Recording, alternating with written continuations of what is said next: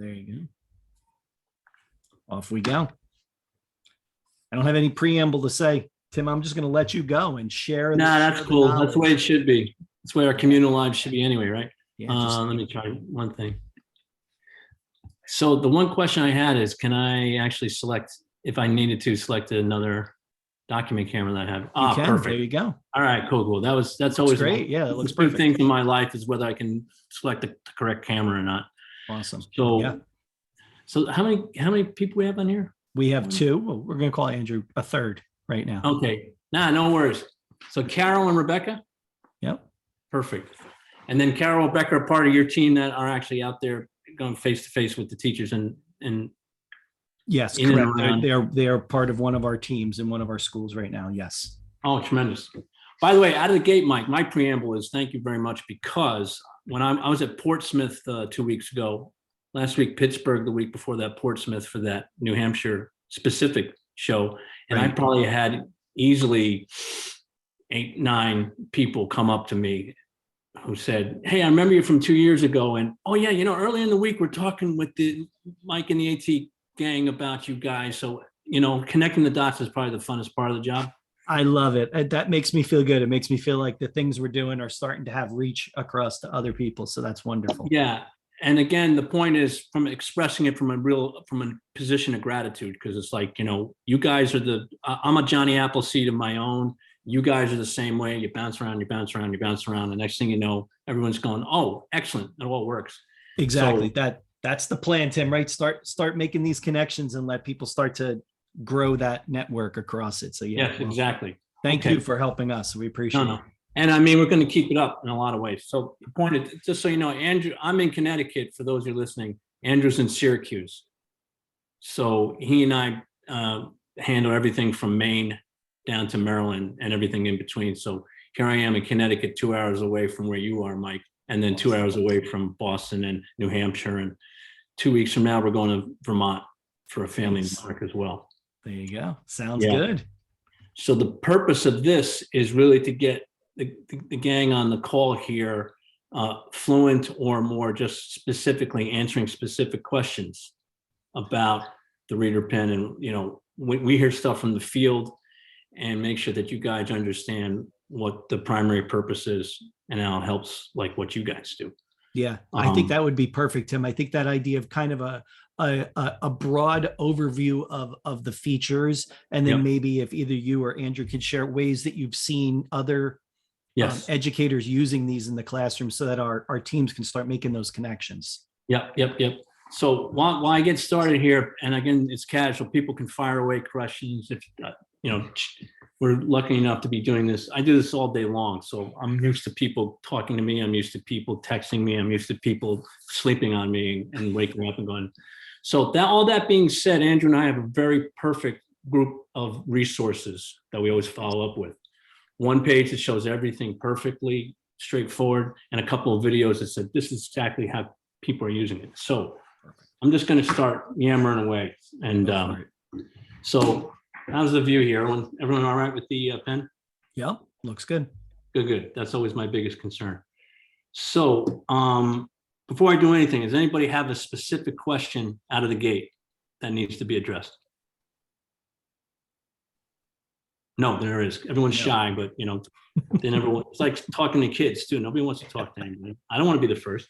So anyway, all things being equal, in terms of the primary purpose is we're making things accessible for kids who normally would be super shy because they're on IEP, they've had the accommodation for a human reader, and they spent most of their time waiting on someone to help them read, help them access something. So our goal in life was simply to give them something that they can turn around and they can use to access on their own. So think of this in terms of supporting the teachers, not replacing them, making the teacher's life a little bit more manageable in terms of whether they have to tutor one-to-one with 1 or 2 kids in a classroom filled with 7 or 8. Again, it can be a one-on-one deal. It can be a classroom deal. It can be I'm going to hand this home after a tutoring session and give it to a child and have her sit at home so she doesn't have to all day long go, Mom, what's this word? Mom, what's this word? Mom's went over and over and over. So it's just a little out of the gate. During lockdown, we had a couple of Title I schools where they were still giving out free lunch. And with that free lunch, they were giving out reading packets. And with the reading packet, they were giving this to kids to take home. So, because the parents are as overwhelmed as anybody, especially a year ago. So on the parent point of view, the parent's going to win because they see the child having access. The parents have relief, sigh of relief. The teachers are going to win because they can manage their time and they can get feedback and have a child that's engaged, a child that's happy, a child that wants to read, wants to access. And then lastly, the superintendents and the administration are going to be ecstatic because they're like, finally, we got something that's being used. So that being said, I'm going to open it up and start playing around with it for you. So there's basically 5 features here. There's the text reader, pretty self-explanatory. I'll open each one. By the way, no need to scribble, no need to do anything. We're going to send all this here. So the text reader, there's a dictionary function here. The pen will scan in English, French, and Spanish. It won't translate French and Spanish. Everybody gets excited and they say that. More of that later, but basically when there's the need to access print in Spanish, we can accommodate that. In some schools where there's maybe a need to access a total immersion for French, we can do that. So dictionary, there's a scan to file function, which is going to make me turn this into a scanner where I can take printed text and load it into my Chromebook, my laptop, my iPad, and then use it later to access all those fun web link access like Google Translate and everything else. There's, by the way, also here a little bit more we can talk about as a recorder function. Think of the recorder for 2 purposes. I can turn around and can I use it to actually leave instructions for a child. So I'm working one-on-one with Andrew and I see him once a week. And then possibly I know that I'm going to leave the pen with him, but I won't be there next Friday. I can use this, I can leave instructions using the recorder. So he gets it, he can actually access those instructions and then get to work using it as I normally would. That's one. The other part on the recorder is kids coming in after they've been assessed. Maybe they want to read something aloud and a teacher will work with them one-on-one, and then you can record that session for a minute or 2 reading aloud. You save the file, then 2 weeks go by, 3 weeks go by. You do another session. You record the next session, then so forth and so on. Next thing you know, you have a week before October parent-teacher conference. And you can actually go, see, this is what Andrew sounded like in August when I started working with him. This is what Andrew sounded like in September. This is what Andrew sounded like last week. So let's just think of this. By the way, last bit to even, I'm going to talk all day long about this, but totally mobile, totally portable. No need to be dependent on the the network in the schools at all. Parents are ecstatic about that. Teachers are ecstatic about that because there's buildings you go into where it's going to, the network's pretty unreliable. Again, I was at a show last week talking to a bunch of people from Ecuador, Panama, Peru, Libya, Egypt, and their first thing all day long was the internet is not really that reliable. So again, scan to file, recorder. If I hit the settings here, that's where I can turn around and I can select a menu link, the language. So I can speak English, French, or Spanish, pretty self-explanatory. Talking menu is where I can go in and I can turn this reading on or off. If I turn it on, everything will begin to read aloud as I'm doing it, which is fine. In some cases, kids with low vision might need that as they navigate the tool, but for the most part, I can leave it off as far as best practices. Down here is something called the text-to-speech settings, and that's where you can actually set accents.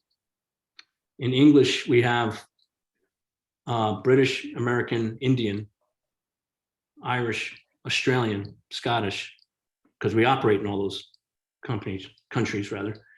And the point is, what happens in the US, I've dealt a lot of things over and over again where you have people taking children, a 13-year-old boy reads at a second grade level.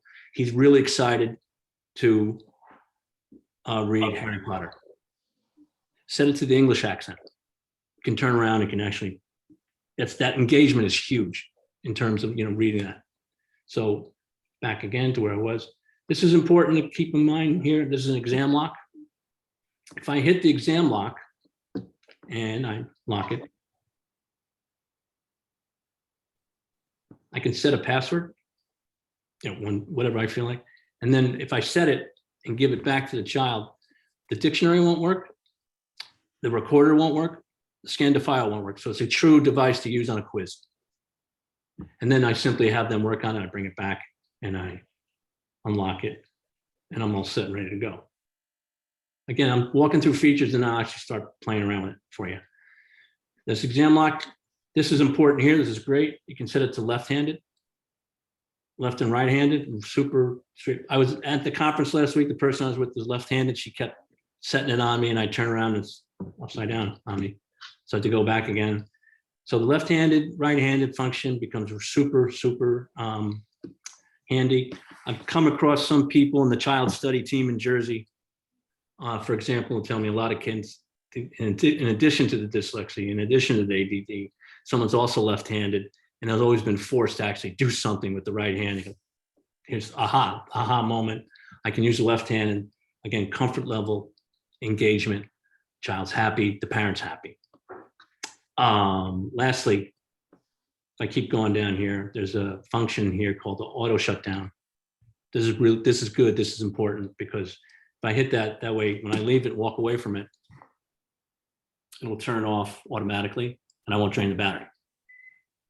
The battery, by the way, 8 hours, lasts for 8 hours. So pretty extensive. However, in Syracuse, we have a whole bunch of these floating around and everyone had a bunch of them. They're super happy about it, except they put them on the shelf right before COVID hit. And then they didn't turn the auto shutdown down.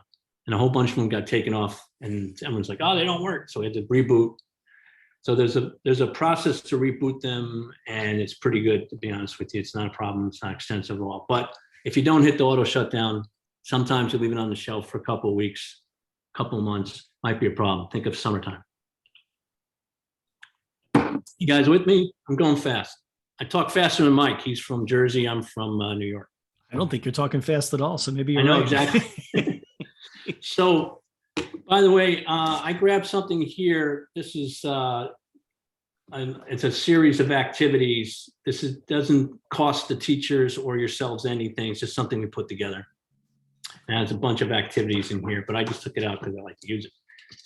So the actual pen is going to read pretty much anything from 8 to 22 font. It'll read white background against color. It'll read, all sorts of, for the most part, most of the standard fonts. To be honest, we have a problem with Comic Sans. I deal with public librarians who said, I gave it to a child and he took the Hunchback of Notre Dame off the shelf and he started, but it was the comic. I go, well, to be honest with you, those Comic Sans are all over the place. So, but a printout, a textbook, something like this, perfectly fine. So back to the beginning here. So I got the text reader here. Open up the text reader. I'm going to spend pretty much all my time.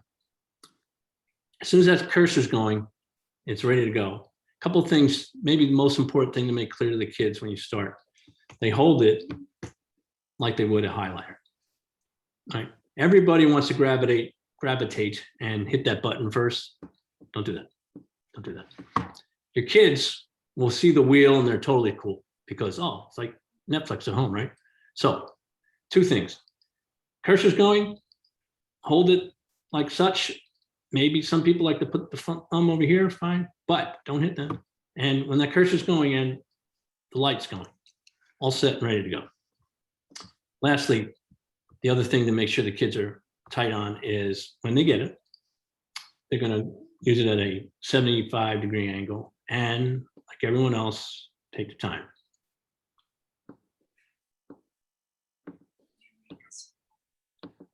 Hopefully you guys can hear that. I'm going to try it again.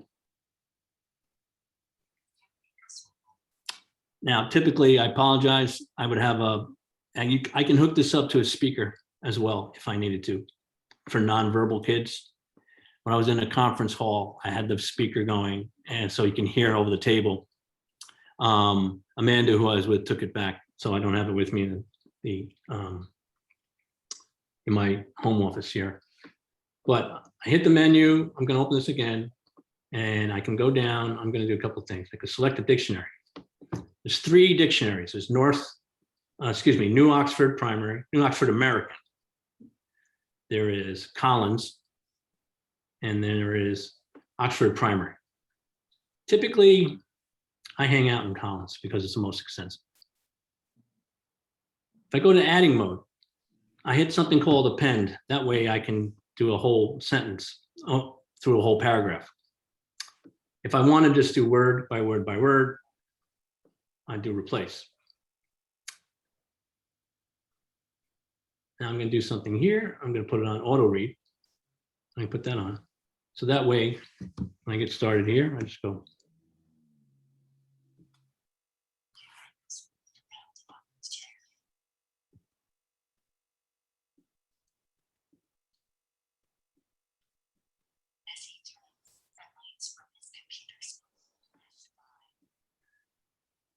Now I'm sitting here just maybe I'm in class and I just want to. I might want to do the whole paragraph first.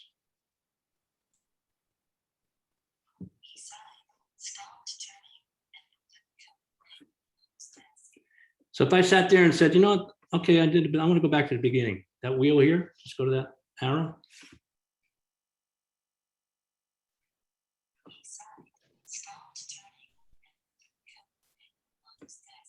Maybe I want to keep going back.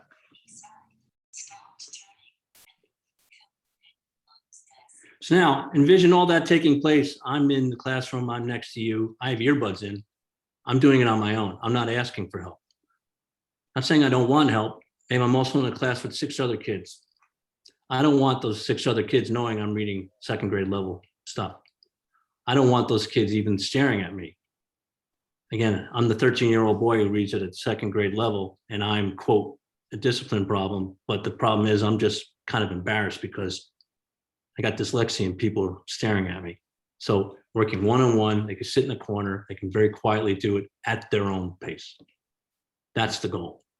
And then all of a sudden, maybe you as the teacher or the consultant or the instructional coach or the remedial reading coach or whoever, come over and you can sit and work one-on-one. You can, while the other 6 kids are doing their own thing. So there's, that gives the teacher the option to get all the way through the lesson. That gets the kids the option to access they want when they want in real time. So for what it's worth, everybody for the most part is happy. Doesn't eliminate the teacher, just makes that job a little bit easier. So if I turned around and said, do this word here, let me just try and.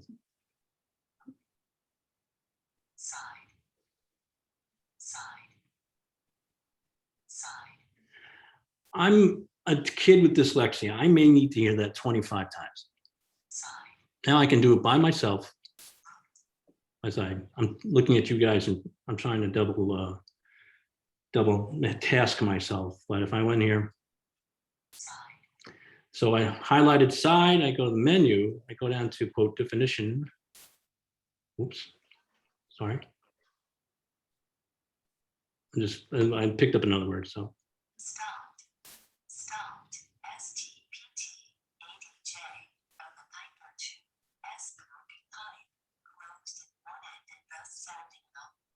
Again, the goal is I can access the whole sentence if I want. I can access 1 word, 2 words if I want. If I don't know exact meaning, I can access that as well, all from start to finish in about 5 or 6 seconds, maybe less. The more I do, the more comfortable I am. The more comfortable I am, I start to enjoy it. Then so forth and so on. Just keep at it, keep at it, keep at it. Again, these are just concepts from the field that we hear over and over again. The biggest struggle is, learning without tears, learning without the frustration. And basically, this is something that it's nice and mobile. So they're taking it from the classroom to the library. They're taking it from the classroom home. They're taking it on field trips. Kids are going to the museum now, or one day, and maybe they're going in front of the display of the dinosaur, and they want to just start having some things to hold on to. They can save it onto the device. There's a scan to file. You can save onto the device. I take it home. I plug it right into the computer. And I upload that file, and I got something that I can save for later. Maybe I can send it to the teacher that wants the report after I go to the museum. Now, that same child who's at the museum, after they're at the museum, they sit there as a group, they go to lunch together at Fridays. She can't read the menu. What does she get on? She just orders a cheeseburger because every place has a cheeseburger on it. But how about, maybe wants to try something else. She feels part of the gang. She can access what everyone else is reading because this is mobile, not dependent on anything. So I am kind of take a breather for a second, see if you guys still have some questions while I am talking about things as such. I have a question. Sure. Actually, I'm a PT, so I'm not an educator, but Becky and Becky tried it with a student who's praxic and has some coordination issues, which is why I see him. So we're just trying to problem solve how to help him maintain that correct grip. Sure. And the speed, because rhythm and timing is one of the things he and I are working on. And he, like a lot of kiddos, get super frustrated really quickly. So trying to problem solve ways that we can make this like fun right away. So whether it's doing jokes or something silly, but just getting that practice and repetition of handling the device, because I think it would be a great thing for him in the long run, definitely, because his speech is very impacted as well. So it'll be a great tool for him, but it's just we're trying to, I guess, tread carefully, because if he's turned off to this, well, he's turned off. The two things. By the way, Andrew, jump in if you like, because I know Andrew worked with the ARC organizations up and around New England and New York, on again, off again. Sometimes kids that you explain, two things. You can actually set a word pause so he can actually, at his own pace, scan, and you can have a word pause and a punctuation pause to slow it down for him.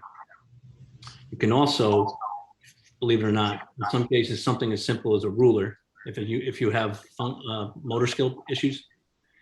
It is, again, we are admittedly low tech, and that's why people love us, because they don't have to learn too much. So actually just putting a ruler down here will actually guide some hands action to that respect. One thing I heard I don't know if it'll apply to a child that is in PT or not, but if certain kids at a lower level, can you hear me? I'm echoing a little bit. Yeah. No. Kids, kindergarten through 5th grade, kindergarten through 6th grade, our teachers turn around and go, all right, I'm going to label a bunch of things around the room. Chalkboard, computer, window, and then hand this out and have 5 or 6 kids take it and they have a contest. They sprint over, scan it, come back, read it back, and write it out. It's a contest. So that is something that helps a lot of younger kids. I don't know if that applies to this particular young man that you're referring to, but there's a lot of things that we come across. Right. I think that certainly spending some time with him, I don't know how you feel about this, Becky, but on things that are not necessarily his work assignment, with some, just because he had, like all tools, he has to feel comfortable with the tool before he can apply it to homework assignment or something like that. And having him kind of figure out what the best way for him to hold it and all that, to get that buy-in from him. I like the idea of one word at a time, because I think that might help get him engaged just a little at a time. And when you said about the ruler, I wondered if one of those, the layovers that just has one window, so you can only see one line at a time, if it would read through it. Like we got some in our toolkit from Mike and Jen. That's a great question, Becky. I wonder, would it read through like a colored lens, Tim? You know, that's a great question. I don't know. I haven't wish done I that. had one at my desk here. Andrew, did you have any opinion on that? Yeah, I'm not sure that if it would read through, something colored like that or not, but from other teachers and, PTs, sometimes they'll use like Play-Doh, something like that to place, underneath the wrist. If you're not able to kind of facilitate every second, placing Play-Doh, something like that, to kind of rest their arm in it, and doing words at a time, obviously, because scanning long lines where your hand is on that or your elbows in that is going to be more difficult. So PTs sometimes, from what the feedback I've gotten, that works really well is just putting it in like Play-Doh, literally just putting it in Play-Doh, which takes the place of a human facilitator. And then, of course, using the audio feature, which you mentioned, I know that a lot of teachers will use the audio recording function for music, which I've mentioned this before to other teachers, and they've had great success with doing this, and obviously in the adult programs that I've worked in before, music, obviously you can record music on there, which could be a nice fun way to kind of start things off, just to get engaged, and then Self-regulation, working towards actually using the text to speech and everything else. But yeah, just helping to increase focus using the music on there is a great way too. So we've had I'm wondering too if we put whatever the words are he's doing, like up on the whiteboard, I mean the paper with the magnet, because he does better, he can stabilize more that way, and then take him down to the slant board, down to the desk, kind of go that reverse way. Yeah, that's a great idea too. Changing the position of where he's at as he's accessing the text. That's a really good idea. Yeah, and then getting him out of his desk, because then it doesn't seem so, doing like more game type things with language games. Yeah, move a muscle, change a thought. Like I can't think of what they're called, but they're like little it's like a ball that has an audio recorder. People, I know in some schools they pass them around, and in cases now where they're using text-to-speech devices, they can use that. They can use the reader pen as a replacement for those kinds of fun things. But they're kind of like a ball that has an audio recorder feature that you can pass around and use that way. But basically, the reader pen has the same function, with the audio recorder. So that's another fun thing that you can do, but passing it around and doing things that way. I just can't think of the name. Right now, this student, he's fully included in a regular ed. In our school, everyone's fully included. There aren't any like special classrooms or anything as such. And so he's very sensitive to him needing an aid next to him or whatever. So that's why I think this pen will be great for him, because it doesn't look much different than, and if you look closely, it looks kind of techie. That's kind of cool. Yeah, it's like it looks just cool enough, right, Caroline? Yeah, exactly. It doesn't look, it doesn't cool. stand out. I like that idea of it not standing out, like using a computer or a tablet might stand out. Right. Yeah. Right. So By the way, speaking of cool, in New York City, where we did a pilot in University Avenue in the Bronx, the quote special kids were piloting this, and the story I was told is a kid from the Gen Ed group were the ones walking down going, hey, what's that all about? And next thing you know, had the kids in the special needs group collaborating and teaching the kids in the Gen Ed. So that's a boost to confidence like nobody's business. Yeah, for sure. Yeah, for sure. Absolutely. And just the idea of some of these features are really so universal that they could be helpful. Every one of us has come across a word in something that we don't know what it means. Yep. Every one of us has. And so that value of that function. And I was just saying, Tim, when you were demoing it, I was texting Jen, who had to leave to go pick her kids up. But I said to her, I forget all the time that the pen has the audio recorder in it. And I've used the pen so long, and I keep forgetting that part. And that's such a great feature. Yeah. Yeah. We're talking to tons of colleges all the time, and they're kind of like, can I use this in a lecture hall? Like, nah, too big for 200 kids. But are you in a small seminar? Oh yeah. Put the recorder on, just put it on the desk and go back to work. And next thing you know, it all depends if the professor's okay with it, have at it. Yeah, exactly. So valuable. Yeah, that's great. Carol, you talked before, I mean, upside down, if he can lie on his back and do it. Do it upside down. Yeah, exactly. And, again, the idea of it just goes here. Nobody needs to know anything. It's nobody's business, as they say, right? Yeah. As you were talking, Caroline, I was thinking about this idea, and I'd seen him in the past. I was trying to find it online as we were talking, where it was like a pen mount. Sorry that I just have a Sharpie, sorry. But it was a pen mount that would fit under a pen so the person could change their grip. And it also added a little resistance as they drew across paper. And I feel like that could be really valuable for him too. Is that idea of I'll adding touch a little base resistance. with our OT, because I know she'll be able to help too. And he's actually the student who, when we all got together before, Mike, that Becky was talking about, whose teacher is really into worksheets, and if and it's too hard to modify things, so the aide is doing a lot of modifying on the run. It's not ideal. So the idea of him being able to use even a worksheet that other kids are using and using that is, again, he'll feel more like the other kids. And he's definitely very aware of as he's gotten a little bit older, very aware of how challenging things are for him, and he's pushing back, and he's going through a tough time with it. So any kind of cool thing we can do to help him feel successful is huge, way beyond the reading, his whole sense of self. And from personal experience and also what I've heard in the field, I have a nephew with Asperger's, and he just finished a Master's of Fine Arts with Fairfield University. He went to Penn State. Before that, he was at Stanford. And my poor sister was just going nuts for him. He discovered he loved theater. And he was Frankenstein. He played Frankenstein. Being Uncle Tim had to go hang and watch. He was really good. I was like, wow. But when it came time, I have the back of my head now, is if it came time to memorize lines. Yeah. So think of the theater arts team working with the special ed team to give someone access, so boom, they can be part of. Yeah. It's all that matters. It makes sense. Yeah.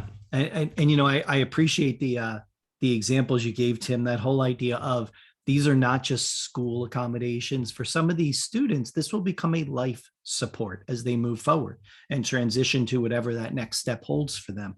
And giving them a sense of some strategy along with a tool that they can simply carry around with them and support themselves in these different environments as they move around are huge. It's such a huge example. The school to work path as well. Yeah. Kids are underneath cars checking out manuals. Of course, right. And then kids are in culinary arts. Text. Yeah. Also in culinary arts class, accessing cookbooks. Yeah, makes perfect sense. I love it. Cool. Tim, Andrew and I are very, very lucky. We just, every day someone goes, hey, I used it for this. Like, thank you. It's great. Yeah, I know. I love it. I know it's a good sign because we have one in our lending center and we can't keep it in the lending center. And I always say that's a good sign. When the lending center doesn't have it, that means people are using it. It's out there in the community. So that's a good thing. Caroline, thank you so much for all those questions. And by the way, this is no secret. You have our emails, and then anything else pops up and you're like, Andrew said something really important about the grip. Yeah. Boom. Just reach out. Yeah, this has been great because we're just starting kind of getting assistive technology going through with a new special ed director, new SAU. So it's great to be starting off our first year with all this. And we have kids, like every time we see something, Becky and I we look at each other, we know exactly who the need's been there. So it's great when we have something in our hands now that we can use to help. So we will just break it down. I'll check with the OT and we'll just include it in everything he does so he gets familiar with it. So this has been great. Yeah. Thank you for all your help. Excellent. thank you guys. This Good. is it's the only way. Rising tide lifts all boats. That's right. Ain't that the truth? Good deal. Caroline, thank you for being here. I Thank appreciate you very, it. very much. Tim, thank you. Bye. Andrew, thank you. We appreciate it. All right.